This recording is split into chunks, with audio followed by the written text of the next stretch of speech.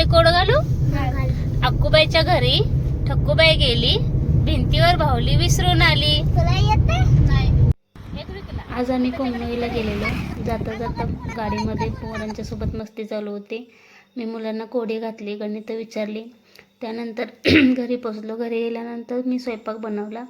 हे आमचं गावाकडचं घर किचन. सासूबाई आणि मी दोघी स्वयंपाक बनवला. त्याच्यासोबतच थोड्याशा चपात्या केल्या.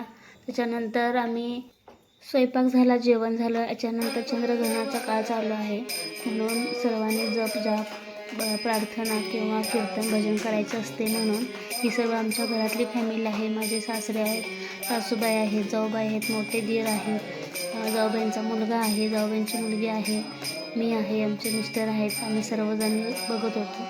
भजन केलं आणि त्यानंतर आम्ही कवठे महांकाळ यायला निघालो.